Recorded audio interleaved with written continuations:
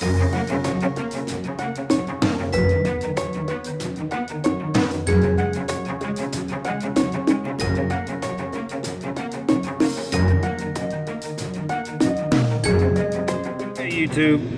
this is what I want to go ahead and show you and what I'm going to go ahead and explain to you. It's obvious that this system is having problems. The compressor isn't starting. It looks like I'm getting single phase power going to the compressor, so that gives me a heads up. We might have some kind of an issue and it's going to be a difficult situation. I want to show you what does happen though. You see this connector, it's black, and that's because it's getting hot and burning internally, so I'm going to have to replace that connector. And this side doesn't look black, it looks nice and clean. By the way, this is where you disconnect and you take off any watches or rings. You know, I got my hand inside of this system and I got to be careful. So I'm going to show you what I'm going to do. We're going to take and we're going to stick this terminally somewhere. We got to make sure we got good contact. Okay, so we got contact between one place and another, and we're going to test with continuity. Okay, and we should, you can see our meter's beeping and it's making sound. So I mean, it's important that we do testing. All right, so we have continuity between ground and other ground locations. So this is another ground that I was able to get continuity from. And I want to show you these fuses. Okay, now this fuse here was laying outside of the unit. Somebody had actually been working on this aside from our company. And here's one of the input legs, and you can see how it's discolorated. Kinda, you see that? But I'm going to check the power on it, and it shows 117.3 volts. Okay, and that shows me that we're single phasing to this circuit here. That directly applies to single phasing this unit. That could cause severe compressor failure. Now this fuse is blown right here. So I mean, it's gone. There's nothing I can do about this fuse right now. I have to get some more. But I'm going to go ahead and check power here. You can hear it beeping. So that tells me we got another 117.3. And then we go to the other side of the fuse, the left side. This is the load side of the fuse. We got 117.3 volts. Okay, so we have a good fuse between the circuit here and here. Now, but we don't have nothing between that and that. There's 117.3 on one side, and then 1.5 volts on the other side. Now, let's go to the other circuit. Now, remember, this is extremely careful. So I'm going to keep my hand up here. As long as I keep my hand straight up, okay, I should be okay. So I just keep my hand held up, and I never touch the connectors with my fingers. And you can see I'm going to test one side of the fuse. Okay, and it says 116, the light's flashing and beeping. Then we go to the other side. And it says 116, the light's flashing and beeping. Okay, and we got another circuit here. Okay, you see that? And you got power on the input. And then you got power on the output. And we got another phase at the end. This is a three-phase unit. So we got power going in and power going out. So I can hear the beeping. I don't know if you can, but I can hear it. And again, we're testing the last one.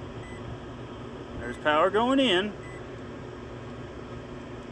Nothing coming out of that circuit there. It's not going off. So this fuse is blown. Okay? And this fuse is blown. Now we go and fuse FU6, that's fuse 6, okay? And this is leg 1, leg 2, leg 3. This is the power coming in, okay? And then the power coming in on the second phase, which is 90 degrees. Power coming in on third phase, which is 180 degrees. Okay, now, and on the outside it says 304A, comma B red. So it says, you know, A is right here, 304A. Wherever this goes is 304A. Okay, and that says contactor right here, AH, and then BH. And this is the electric heater control panel as well. So this only affects electric heat, I would assume. But you obviously see that our electric heaters are not going to work properly since we've got two blown fuses. I'm going to assume that those fuses are shorted to ground. So what I'm going to do is check for continuity to ground from this circuit, and since we are already connected right there, so we can check for continuity to ground.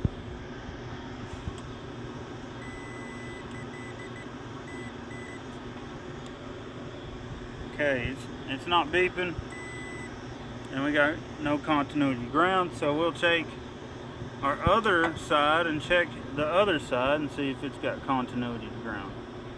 It does not.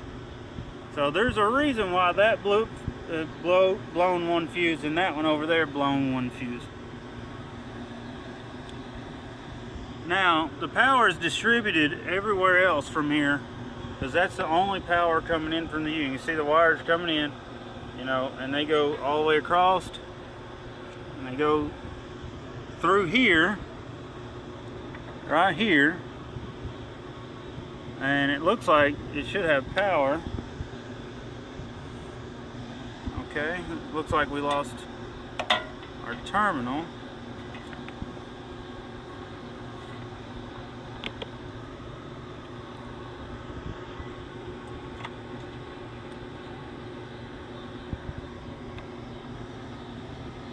Okay, so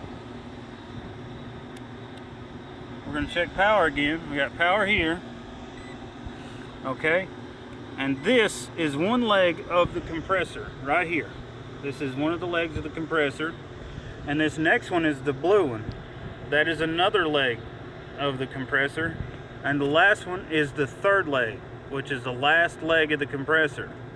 Okay, and it's being single phased. So we've got two blown fuses. One of them is for the electric heater, which goes right here, and the other one is for the compressor, which is way down over there.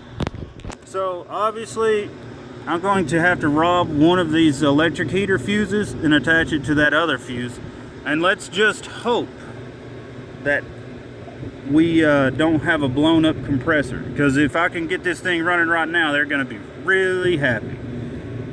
I'll be back in a little bit. Hey YouTube, this is Phil 20. I'm going to go ahead and explain to you what's going on. This unit has been single phased. It cannot run the compressor again. One of the windings is shorted straight to ground on that, and it's blowing a fuse immediately every time the contactor pulls in when you put a fresh fuse in. So what I'm going to do is give an offer on replacing a compressor, and if he don't want to change a compressor, which is a pretty good size compressor, he might not want to go with the bill, we might just change this whole unit out. So that's totally up to him. But I mean, if I get to change a compressor, I'll do it live for you right here on YouTube. So I guess this is the end of the video. I've got everything put back together. I'm gonna take a good walk around. Look at that beautiful view. We should be able to pull a crane in right there where that car is at. Lift it up on the roof. So, you know, we'll just have to lift it up over this curb here. He might be changing the unit if he wants. So, this is Philip 20 with solar power, electricity, and electronics. I'm gonna holler at y'all later.